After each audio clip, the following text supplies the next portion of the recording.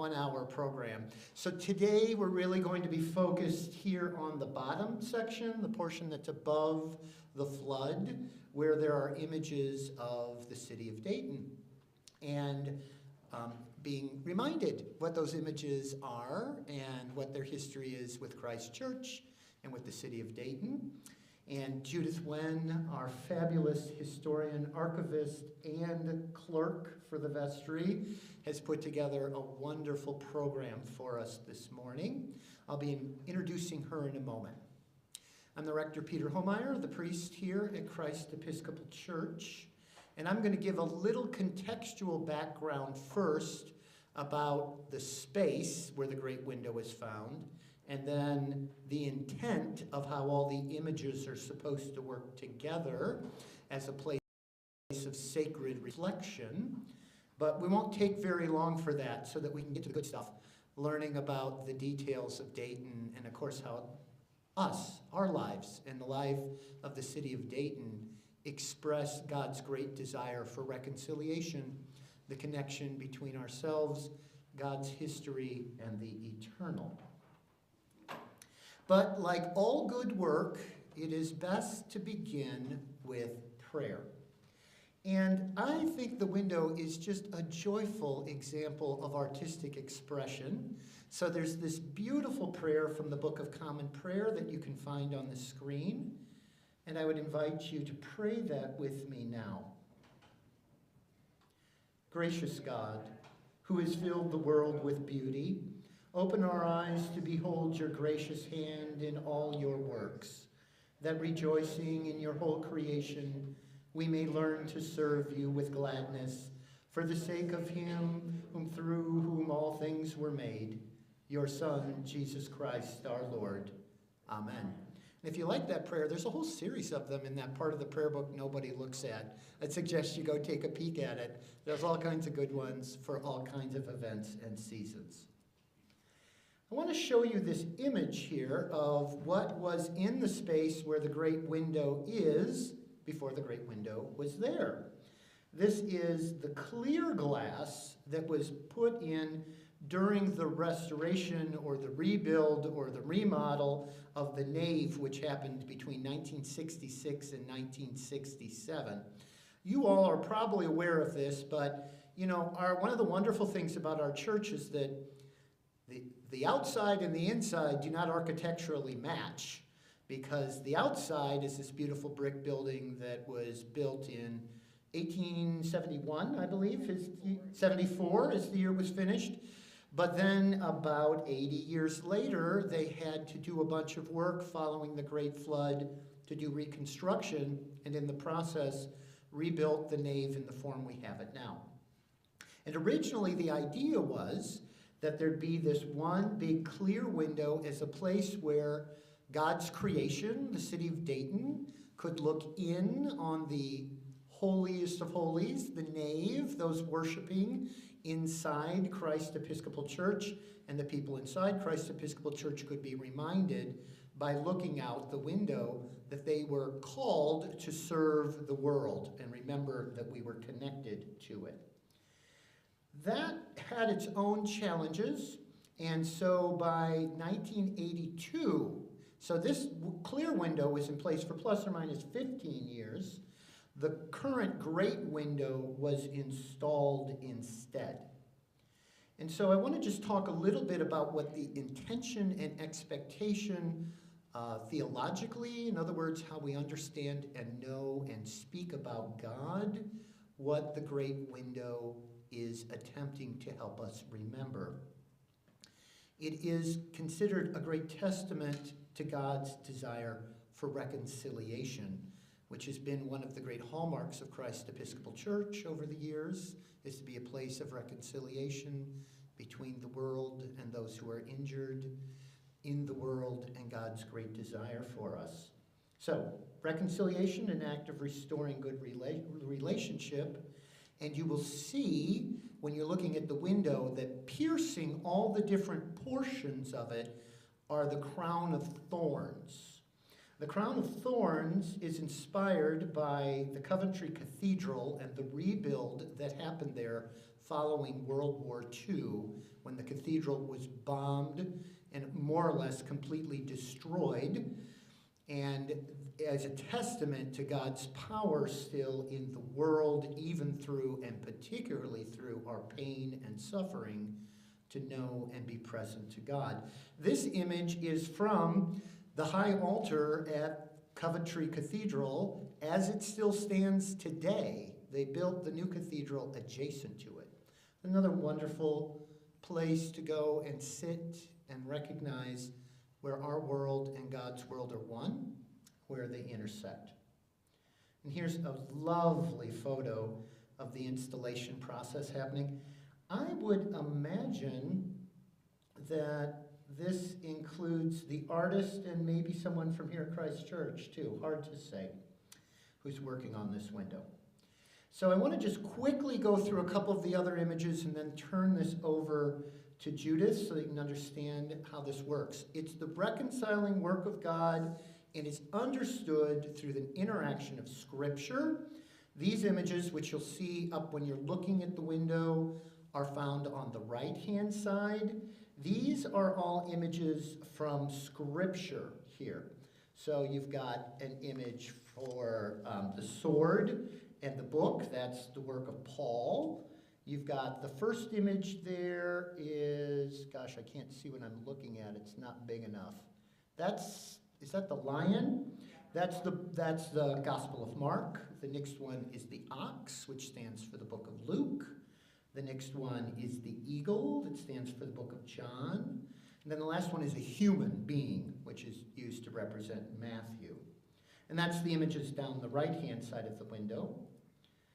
And that reconciling work also includes our history of known biblical events. And those are what run down the left-hand side of the window. You can see even in these pictures, see how those thorns are coming out there? You can see those little yellow pieces. That's part of the crown of thorns coming in there. And that includes the stories of the Old Testament, which include the forming of the country of Israel and Judea, the work of the prophets, the making of the Ten Commandments, and of course, the passing of the people through the Red Sea and God's covenant with them. And then in the center of the window is God's reconciling action through the interaction of divine inclusion. God's great desire that we all are part of one faith, believing in one God, speaking many languages, different expressions of all the same thing. And so this great city of God, the holy city, quite often expressed or best understood through the revelations of John, is found in the center of the window. And we're not going to get into this today, but it's got images of all the great world religions in it. There's a yin-yang for Taoism. There's doors for a mosque. There's sacred waters to represent the Ganges, where Hindus would go and bathe themselves. There's a beehive for old fertility cults. And there's wheat and fish and corn for all the indigenous peoples and all the ways that they also worship the one God that we all know. And then that reconciling action is the intersection of all those things I've talked about with our own time and our own place, which is this bottom piece of the window, and speaks most directly to our own experience. And I will turn this over to Judith to speak to us about that now. Thank you for being with us, Judith, and putting this together.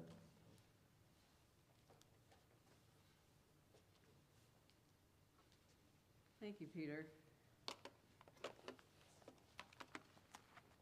me bring this down for you. That is helpful. Certainly the element that we see so strongly in the window at the bottom is the river, whether it's the Spirit of God moving across the waters, the flood of Noah, our baptismal vows, but it is representing the river, and that is what brought people to Dayton in the beginning. Although we had woodland Indians in the area as early as 1000 BC, the first actual settlement that we find was through the Fort Ancient Indians on the banks of the Great Miami floodplain. and that was in 1200 AD. There was a stockaded village of about 25 houses, and that's represented in the window by the recreated house. It's Sunwatch. Those people lived here for about 25 to 30 years before leaving the area. Perhaps it was due to a flood. We don't actually know. With the signing of the Treaty of Greenville back in 1795, the land opened up to white settlements. In March of 1796, there were 3 groups that made their way from Cincinnati. One group, led by Samuel Thompson, came up the river on a pirogue. Now you can imagine coming upriver at that time of year must have been quite a challenge. According to various accounts, the first settler was Mrs. Catherine Van Cleve Thompson. Other accounts say it was her 9-year-old daughter, Mary Van Cleve. It was rather romanticized that Mary Van Cleve was the first white settler in Dayton. I find it difficult to believe that one of the men on the pirogue did not get off first and help them off, but as it is. One of the other groups was led by George Newcomb, who was a very interesting man. They came overland as early as March 21st, starting up from Cincinnati, basically having to cut a road through. There were 5 single men, 7 families, and another group followed them. Well, we see in the window Newcomb Tavern, the first permanent home in Dayton.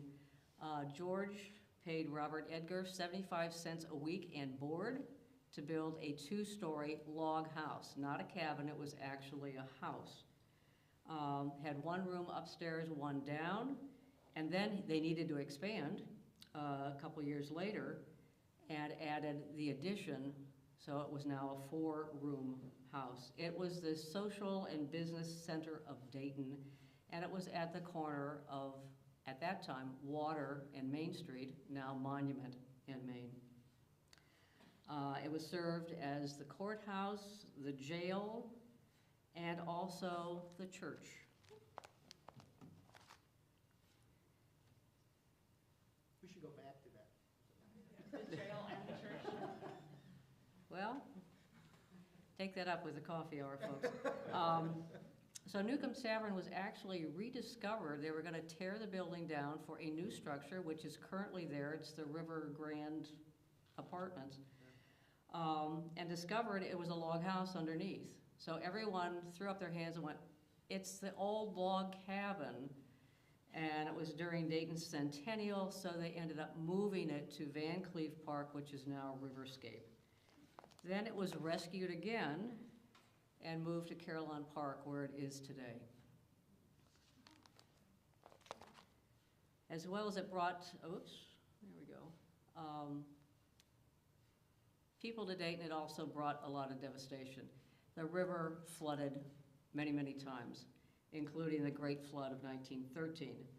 And if you notice in the window, I've got another view of it, the waves are actually coming up through the front door of the church. From March 23rd to 27th, over 11 inches of rain fell in the Dayton area. The levee broke on the 25th, and downtown was under between 12 and 20 feet of water. To give you an idea of the devastation, there it is in blue. All that area was underwater.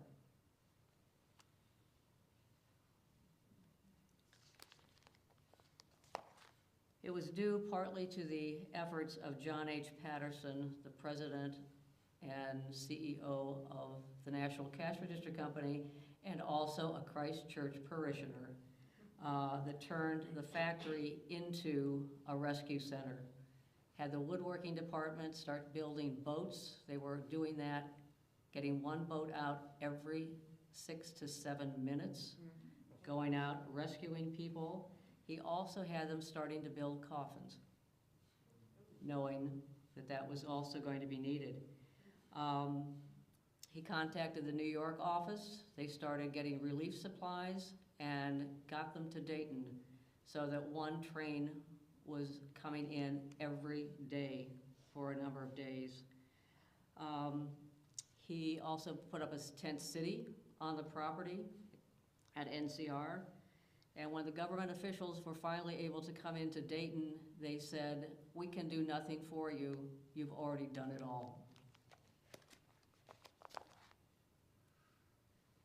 He also led the effort for a flood prevention fund, using the slogan, "Remember the promises you made in the attic." And certainly there were many promises made in that attic. And actually started the subscription. There were 23,000 Daytonians that subscribed, over $2.1 million to fund the development of the Miami Conservancy District and the 5 dams along the rivers. And at the very bottom, you can see the construction of the Taylorsville Dam reflected in the window.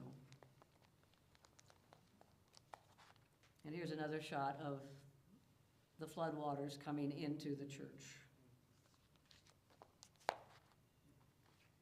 My goodness, why are the Presbyterians here?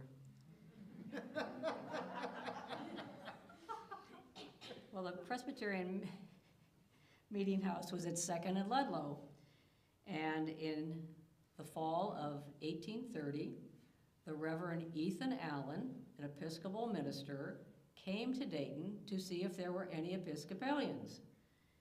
He preached his first sermon, and the next day, in the Presbyterian meeting house, and the next day, 59 people subscribed $320 to hire him as their minister and start Christ Episcopal Church. What year? 1830. 1830. Right next to that is a little logo that many of us remember from Winters Bank. Well, in April of 1852, Valentine Winters, who's there, started a bank, and of course this evolved into the Winters Bank that we knew, and the family was associated with the parish for a number of years, and in fact, one of his descendants, Jonathan Winters, and his wife were actually married here in the parish. Some of the images relate to companies that are no longer in existence, and we're going to see that throughout the window. But one was the Dayton Spice Mills Company, and we see the spice mill in the corner, but one of their storage boxes is at Carolyn Park for Old Reliable Coffee. And this was a family that we need to do a little bit more research on that was associated with the parish. If you've ever seen the little picture of the fruit and the flowers, it's not just a decorative element. This was started as a mission by 8 Protestant churches, and Christ Church was one of the leaders back in the 1890s. The churches took turns going to visit patients at Miami Valley and St. Elizabeth Hospital, making sure every Saturday afternoon they were presented with at least a bloom or two. Soon it was discovered that many people didn't have family coming in, or they might have needed a help when they got home. So they started hiring carriages, and then finally hired a nurse that would go out and visit these people and help with their care once they got home. This was the beginning of the Visiting Nurses Association. Rail travel was certainly seen a lot. That's a very hard image to see, but Union Station is in the window as well. Unfortunately, this beautiful Italian Renaissance structure was demolished in 1964. Longtime Daytonians remember Wright's Department Store, which actually began as a dry goods store in 1853 and certainly became the place to shop at the corner of 2nd and Main Streets. David Reich and the family were associated with Christ Church. And it was James Stewart and David Reich who were facilitating the donation of the Van Cleve Hotel to the church back in the 60s. Another commercial venture was Elder & Johnson, which was actually down Main at 4th and Main, now the Rival building. One of the founders of that was also associated with the parish, and then it eventually became Elder Bierman, and there's a picture of the flagship store at Courthouse Square. Another one on Courthouse Square that we see is the Mead Corporation. That actually had its start back in the 1840s when young Daniel Mead started working for a paper company, and by 1881 he bought the company outright. It was in 1977 that they built the world headquarters on Courthouse Square, and interestingly, the fabric that we see there was designed for use as the upholstery and curtains in the corporate jet. But we see that little image of the trees throughout the window as a salute to the Mead family. The 1850 Montgomery County Courthouse is sort of one of those changeless landmarks in the Dayton area. And here we have several photos of it over the years. Oops, too far. One more, there we go. In the bottom left, you can see a steeple very dramatically, but if you look beyond that to your left, you'll see a shadow of another steeple, and that is Christ Church. Oh, yeah. So we know it was at least 1874 to 1880 because it was always referred to as the old courthouse, and that was to distinguish it from the new courthouse that was built next door in 1884 when it continued. The Victoria Theater is certainly there. It started out as Turner's Opera House in 1866. There was a terrible fire and it was rebuilt shorter and renamed the Music Hall. It was damaged very badly during the 1913 flood, as were many buildings downtown.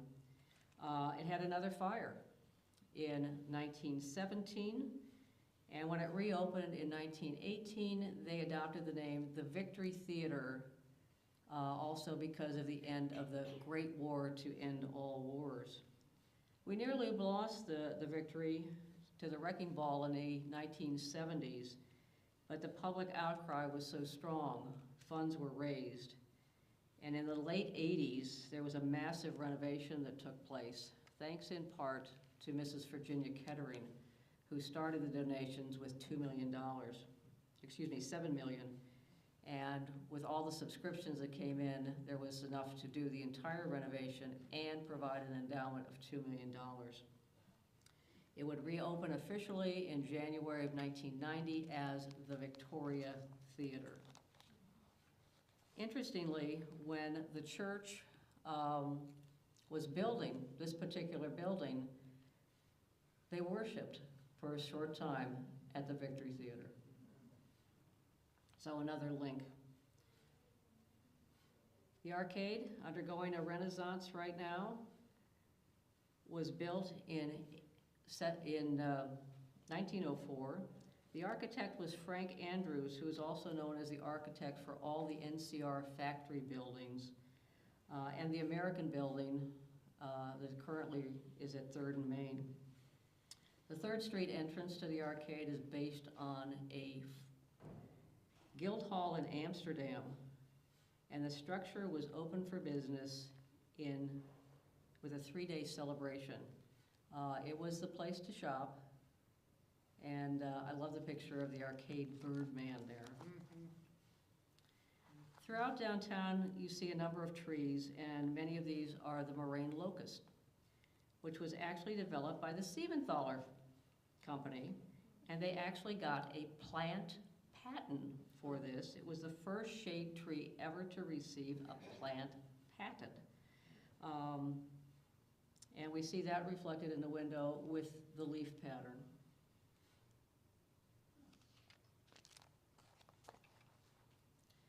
The Soldiers Monument has been on the move a few times. Originally at Main and Water, which was then renamed Monument Avenue. It was dedicated in July of 1884. There were a number of war veterans and dignitaries, including former President and Mrs. Rutherford B. Hayes. The figure topping the monument is of George Fair, a veteran and a local brickmaker. It was covered with draperies, and after all the speeches and so forth, they pulled on the rope and nothing happened. And they tried several times and nothing happened. It started to rain and the crowd was not going to leave until it was unveiled. So someone contacted a local chimney sweep who climbed up the statue, loosened everything, and when it dropped, the crowd applauded wildly. Then it was considered a traffic hazard by the late 1940s, and it was moved to Sunrise Park, and then was returned to Main Street as part of Dayton's bicentennial celebration.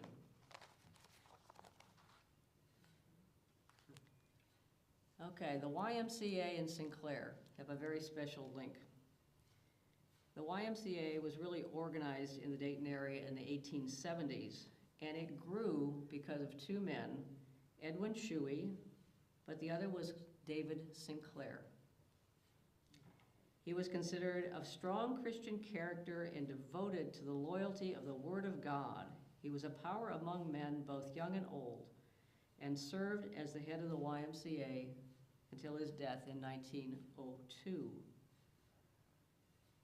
When the new building was built in 1929, there were 13 classrooms for night school, 4 laboratories, 3 gyms, 3 handball courts, a racquetball court, the swimming pool, dining rooms, 129 single rooms, and 53 double rooms in the dormitories.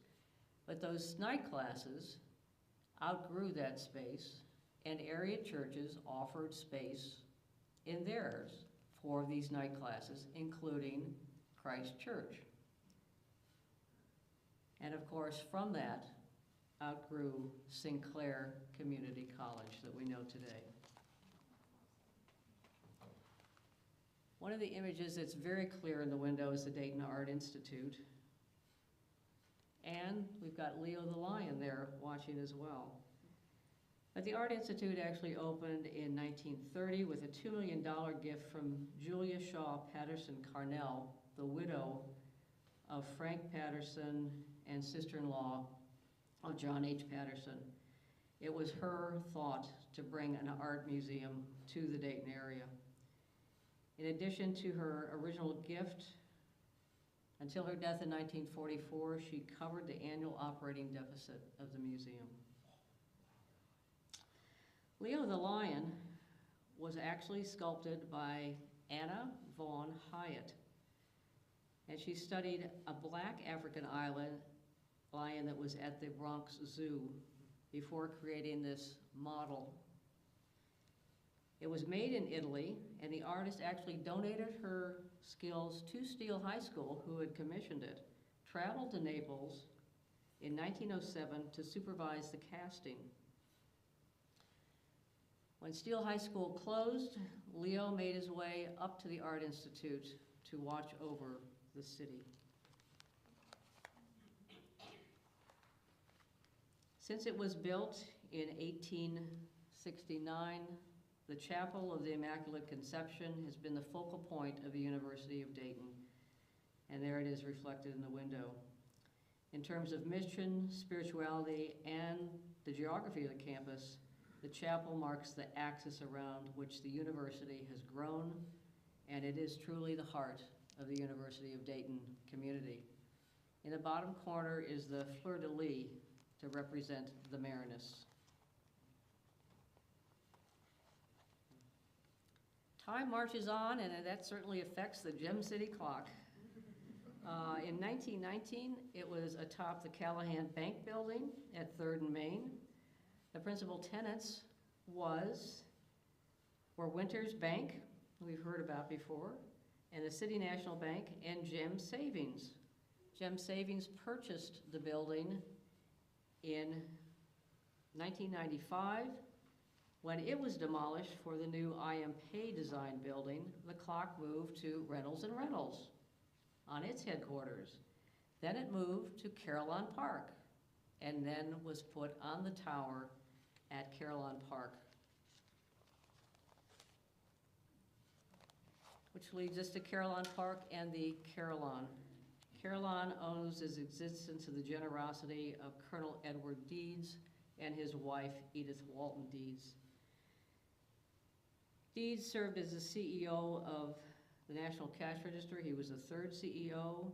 He was also co-founder of the Dayton Engineering Laboratories Company, better known as Delco, the reorganized Dayton Wright Airplane Company, the Engineers Club of Dayton, was a close friend of Charles Kettering, John H. Patterson, and Orville Wright. But we owe the Carillon to Edith. In the 1930s, while traveling in Belgium, she, as an accomplished musician, found inspiration in the wonderful Carillon music and dreamed of sharing the music with the people of Dayton. It became a reality, her visible legacy to the community she truly loved. The Carillon opened on Easter Sunday, April 1942.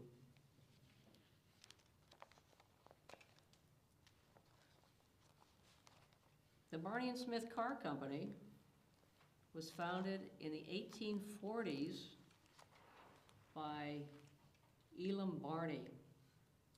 The exquisite cars that they made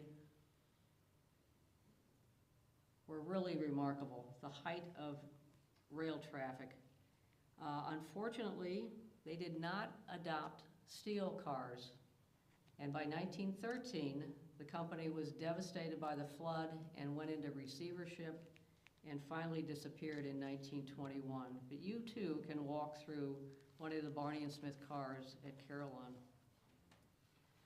I keep mentioning John H. Patterson, and he certainly was a force in the Dayton area, and one of the few that have two symbols related to him. We have the statue at Hills and Dales Park that's reflected in the window,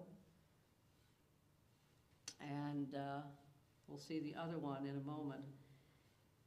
But he and his brother actually formed the National Cash Register Company in 1884. By 1893, they started building the Daylight Factory buildings with glass windows to let in the sun, as well as fresh air. This is an era when sweatshops were very in operation all over. He also hired Olmsted to landscape the grounds. He established the first training school for salesmen at Sugar Camp, and he coined the phrase "think," which was later adopted by IBM. But his most that we don't hear about is what he called welfare work. He provided cafeterias, lounges, a kindergarten, the Boys Garden Club, the Boys Box Company, had cooking lessons, medical care, and employees could take 2 baths a week on company time. Wow. There were classes, there was an on-site library, and his teaching methods influenced U.S. business for a generation. It's said from 1910 to 1930, 1/6 of all U.S. business executives had made their way through NCR at one point in their career, including Thomas Watson, who founded IBM. Patterson was on his way to Washington to advocate for a research and development site for aviation in the Dayton area when he died en route. We always hear about his business, but we don't really hear too much about his family. His wife died very young, had 2 children, Frederick and Dorothy, and of course, We've all heard the story about Dorothy's bridle path being Dorothy Lane. So there's Dorothy. Another Daytonian featured in the window, at least his work, is Paul Laurence Dunbar. We just celebrated his sesquicentennial. He was a gifted poet and author. But we know him also as a Daytonian. The bottom picture there, he was the only black at Central High School in Dayton. He was also the class president and classmate of Orville Wright. Paul Laurence graduated, Orville did not.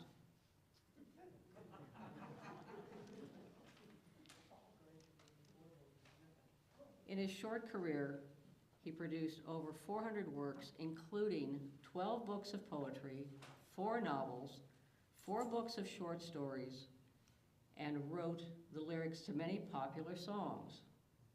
He became the first African American to support himself financially through his writing.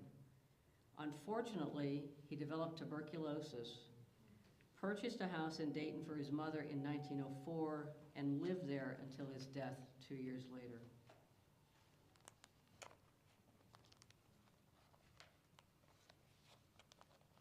The Wright brothers are also featured twice in the window, because before they actually built the airplane, they had a bicycle shop. They also had a printing company in that same building. They embraced the safety bicycle in the 1890s, and by 1895, they decided to start producing their own bicycles, and they called it the Van Cleve. It came out the year of Dayton's centennial. So, harking back to those early settlers. But what many people don't know is the Wrights were descended from Catherine Van Cleve Thompson. She was their great-great-grandmother. So obviously they wanted to pay homage to her by naming the bike the Van Cleve. And here we have Wilbur and Orville, and of course their invention, the airplane, is in the window. You can always tell who's who. Orville had the mustache.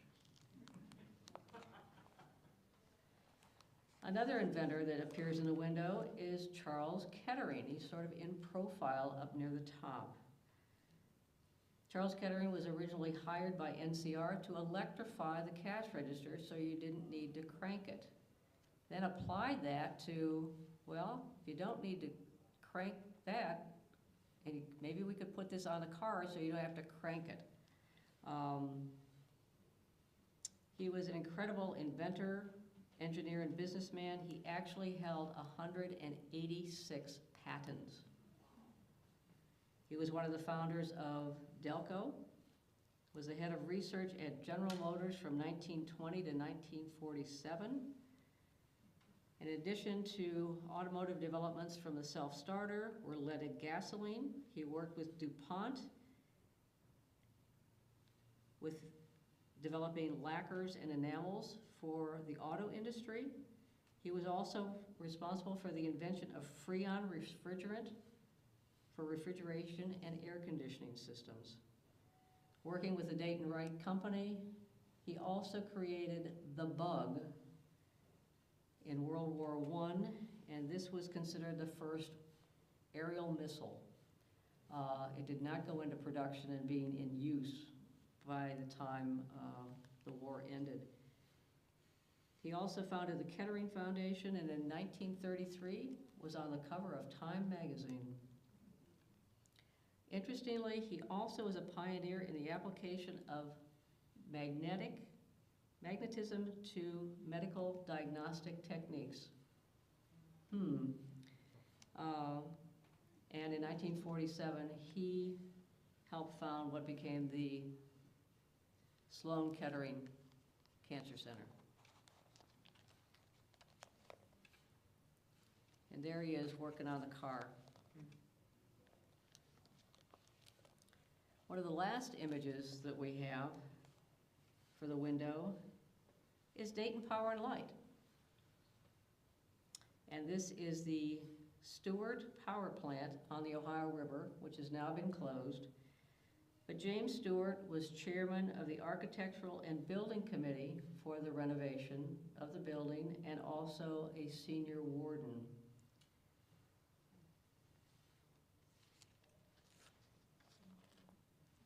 So looking at specific things about the church, we see the seal of the Diocese of Southern Ohio and of the 4 churches planted by Christ Church.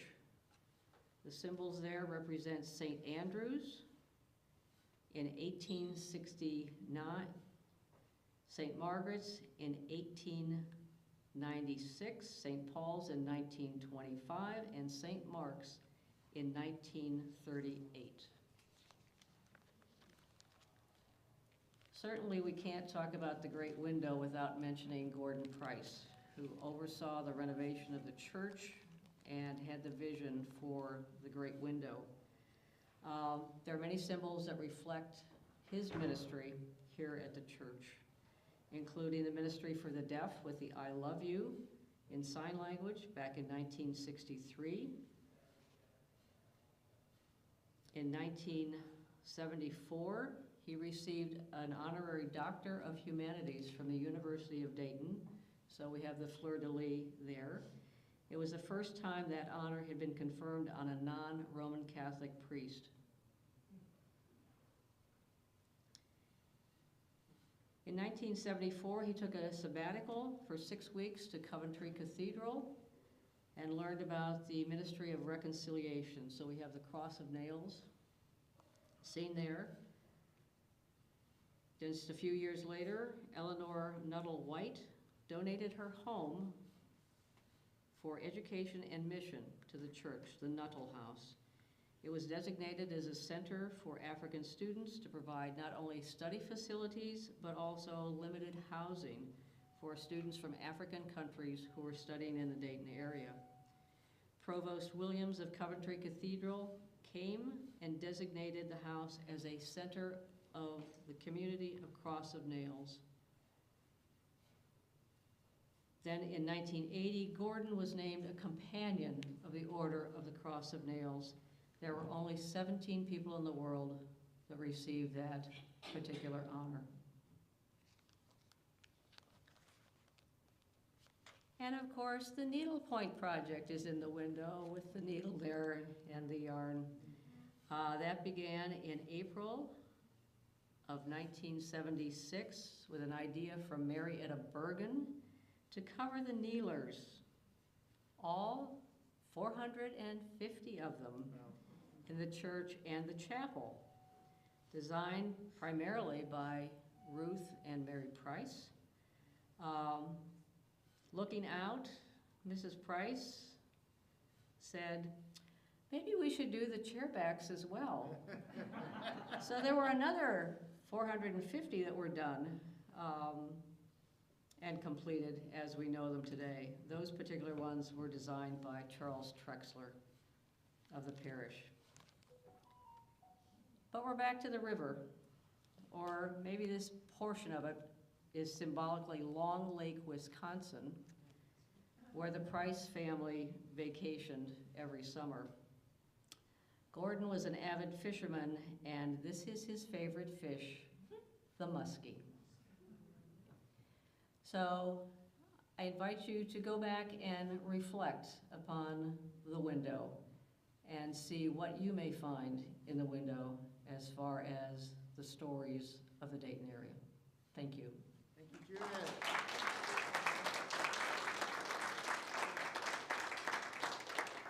Are there questions for Judith?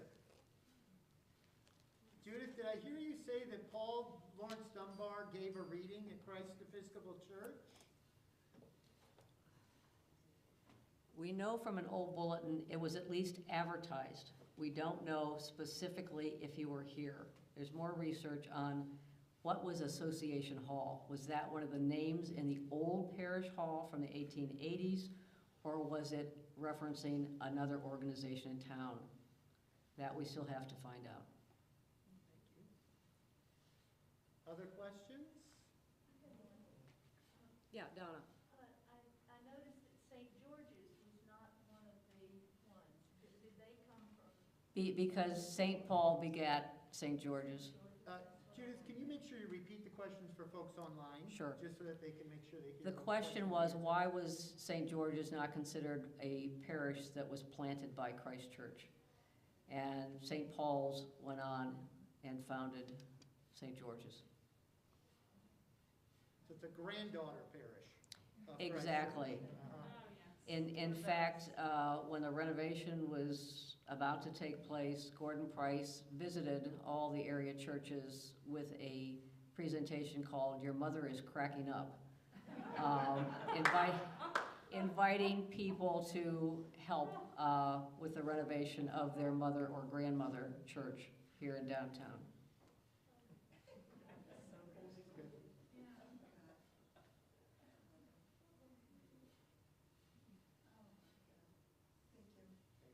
Thank you once again, Judith. That was wonderful.